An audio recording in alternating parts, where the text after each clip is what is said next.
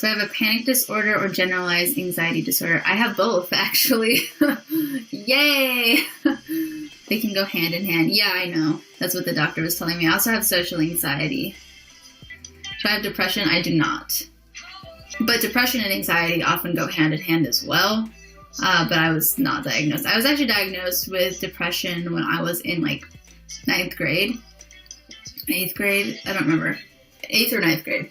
I got diagnosed with depression, but I really don't know if I had it then or if it was misdiagnosed, because like I just remember feeling like the same way like basically my whole life, like with the anxiety.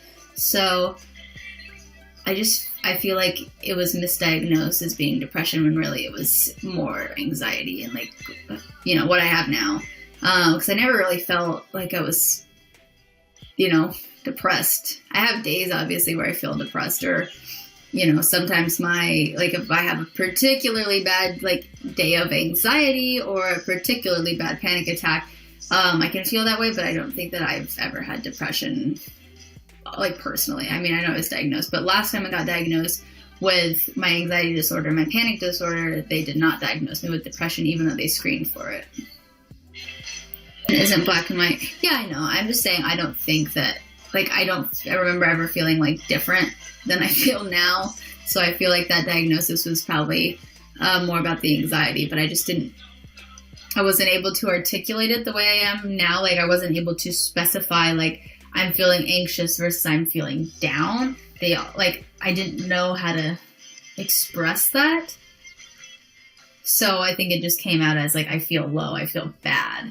And so I think that's why I got that diagnosis. I don't know. It's just a theory. I personally, like, really don't know. But I was, like, 13, so I really didn't know how to, like, articulate it to anyone. And I didn't even know how to articulate it to myself in my own brain. I just was, like, I just knew I felt bad. Like, really bad. And, like, you know that feeling, you know, it's your, like, fight or flight thing where you want to just, like, get away from everything. Like, you want to get away from life. And that's, I think, why it got misdiagnosed as depression, because I was like, I don't want to say I was suicidal, because like I kind of wasn't, but like I kind of was, like mild suicide ideation. So I don't know. I'm just saying.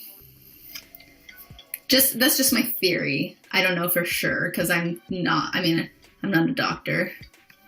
Wanting to escape life, not necessarily die. Yeah, exactly. I just, like, especially when I was younger and I didn't know how to, like, cope with the anxiety, and especially just being able to articulate it is really helpful, because then you can, like, talk to people about it. But, like, back then when I didn't know what it was, I just felt like I wanted to wanted to not exist. But I didn't want to die. I just didn't want to exist, because existing meant feeling all of this yuckiness. And so it was a really weird time. I didn't know what was going on in my own brain. But now I can, like, identify, you know, okay, I'm feeling anxious. These are the things I can do to alleviate that. Do I repress my feelings or let myself feel them? I try to let myself feel them, because I've noticed that if I don't, like, the feeling keeps coming back. So it's like you have to feel it in order for it to go away. That happened with one of my breakups. Like, I hated the heartbreak feeling, so I would just, like, shove it away from me and, like, I don't want it. But then it lasted and lasted and lasted and lasted. And finally I was like, you know what? I'm fucking grieve this. And I grieved it, and it sucked, but then it was gone. So that's kind of when I learned to stop doing that. Do I journal? I don't. I always want to, but I just am not dedicated enough. Like, I'm not organized enough to, like, keep that habit going.